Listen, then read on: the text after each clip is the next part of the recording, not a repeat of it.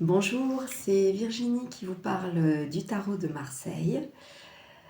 Nous avançons sur le chemin des vannes de l'âme majeure. Nous arrivons bientôt au bout du cheminement de ces vannes de l'âme. Aujourd'hui, donc j'ai mis la lumière de la bougie parce que nous arrivons à la lame 20, qui est la lame du jugement. C'est une lame un peu particulière qui a comme un message en fait à libérer, à dévoiler. Donc c'est de cela dont on va parler aujourd'hui dans cette image qui fait donc suite à la lame du soleil que nous avions vue la dernière fois. Où là c'était grand soleil, donc j'avais la voix un peu voilée. Aujourd'hui ça va beaucoup mieux, je sens que la renaissance approche.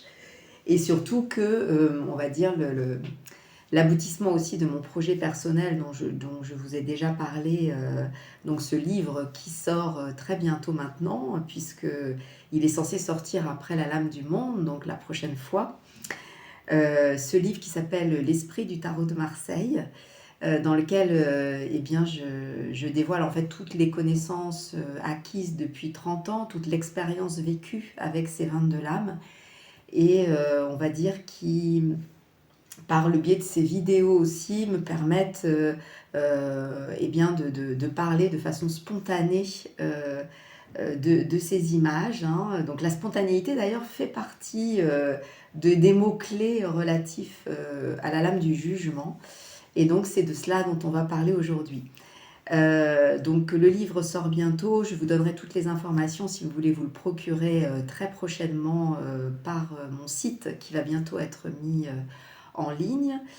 Et puis je vous en dirai plus, je pense à la lame du monde qui sera un petit peu la finalité, l'aboutissement de ce parcours. Et je vous dirai plus aussi, voilà, je vous dévoilerai plus, je l'aurai reçu je pense le livre, donc je vous dévoilerai plus les images, l'intérieur de l'ouvrage. Alors, donc parlons maintenant du jugement. Eh bien, que voyons-nous d'abord sur l'image, puisque nous allons d'abord décrypter l'image et ensuite donner ses forces et ses faiblesses lorsque vous la tirez en carte du jour. Décrivons un petit peu ce qui se passe sur cette image. Alors déjà, on voit dans la partie haute de l'image, donc qui prend la majeure partie hein, de la lame, on voit un rayonnement, donc on peut imaginer donc, le soleil dont on a parlé la dernière fois, les rayons en fait qui jaillissaient, hein, qui venaient donc donner ces bénédictions à ce couple d'enfants ou d'êtres comment dire, qui se ressemblent, d'esprits en fait, qui se retrouvaient dans la lame précédente.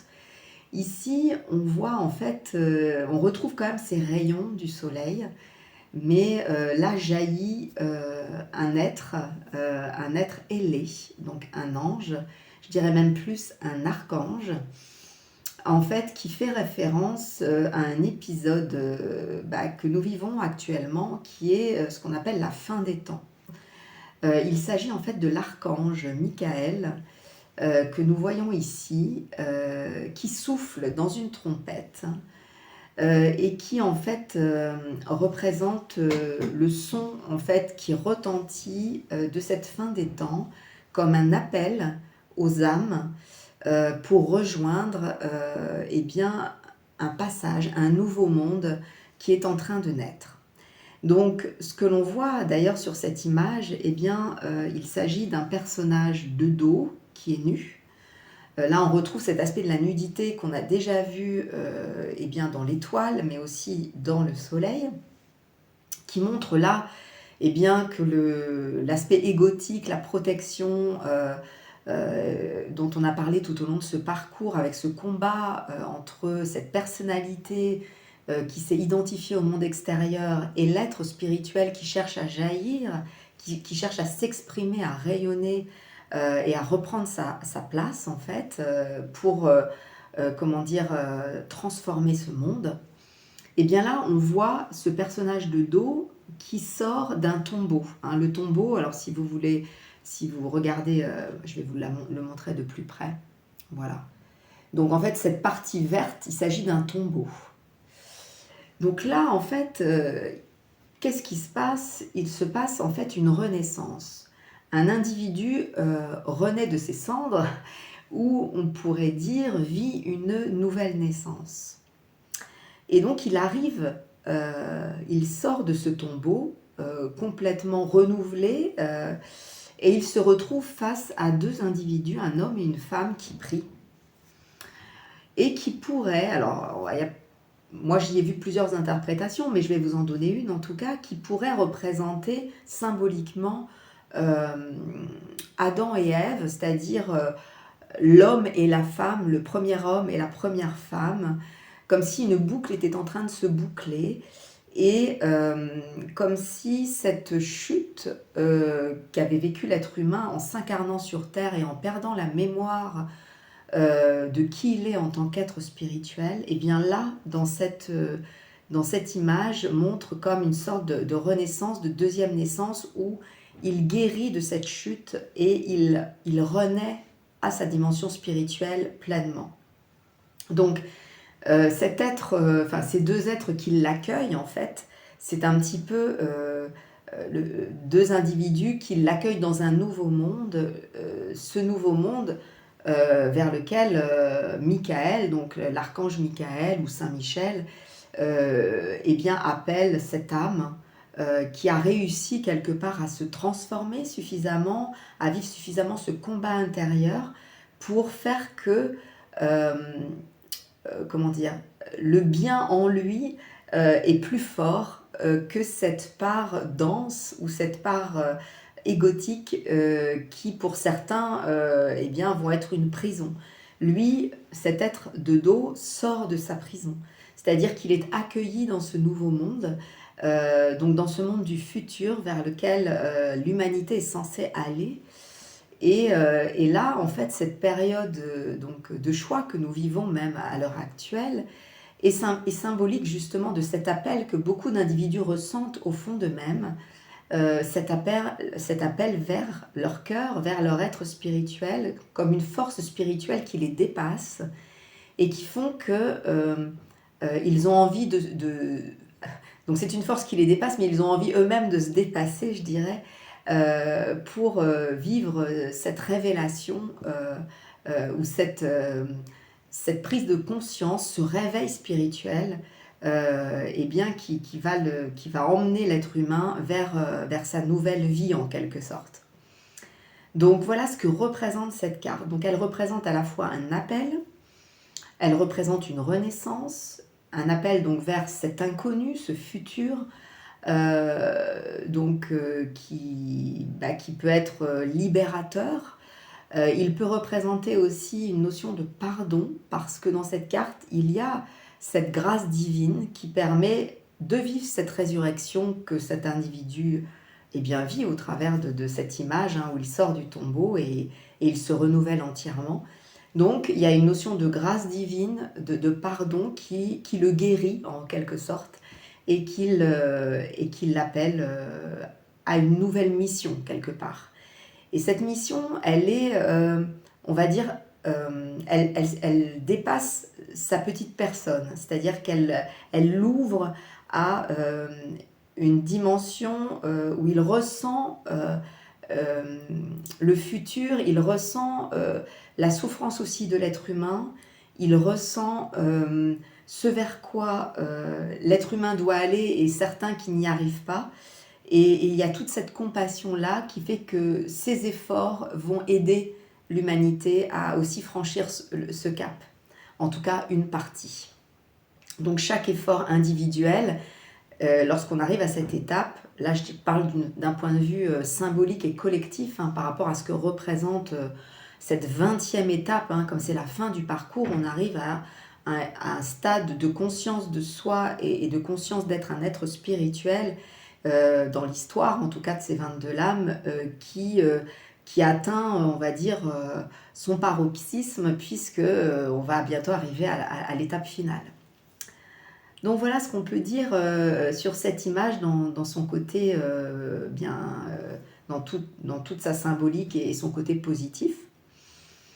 Maintenant, ramenons-le à quelque chose de plus terre à terre, on pourrait dire, dans le sens où lorsque vous tirez cette carte du jour, eh bien, ça va vous parler d'une écoute intérieure, donc de quelque chose qu'il va falloir entendre. Donc, c'est comme si eh bien, votre petite voix ou votre ange, au travers de ce tirage du jour, a envie de vous dévoiler un message, voilà, veut vous faire comme une sorte de réveil, d'ouverture à quelque chose auquel vous n'auriez pas pensé. Et donc là, il s'agit dans cette journée-là d'être bien à l'écoute, d'être bien réveillé. Et ça peut être aussi une journée propice au fait de vivre comme une sorte de vulnérabilité, d'ouverture, de confiance en fait par rapport à ce que vous vivez actuellement et qui peut vous faire pressentir justement cet aspect de renaissance, quelque chose dans votre environnement, que ce soit relationnel, dans ce que vous traversez ou une épreuve que vous êtes en train de vivre. Et bien là, ça peut être une journée où vous pouvez sentir une sorte de libération, une sorte de grâce, une possibilité de vivre un pardon, voilà, une sorte de repentir aussi possible avec cette carte. Et donc une aide inattendue, providentielle, qui va, je dirais, eh bien, vous créer comme une ouverture à quelque chose auquel vous ne vous attendiez pas, quelque chose d'inattendu, quelque chose de surprenant. C'est souvent une lame qui montre des imprévus et qui survient par surprise. Donc c'est voilà, une journée où il faut être vraiment attentif à ça. Et puis bien sûr, si vous savez méditer, c'est vraiment une journée où là, il faut aller à l'intérieur de vous-même et vivre cette écoute intérieure et d'entendre ce message du cœur. Voilà. Donc ça, c'est le côté positif de la carte. Donc bien sûr, en négatif, eh bien, on vit généralement l'inverse. Donc ça peut être aussi une journée où vous n'arrivez pas suffisamment à vous ouvrir à cette dimension intérieure. Et là, il y a comme une sorte de rappel à l'ordre, on pourrait dire, donc voilà, comme si vous pouviez être confronté à quelque chose qui va vous créer un réveil, quelque chose qui vous sort de votre tombeau, de votre zone de confort, pour comme voilà, créer un réveil et de vous redresser, de vous mettre debout dans votre tombeau en quelque sorte, et de savoir écouter en fait le message qui vous est proposé.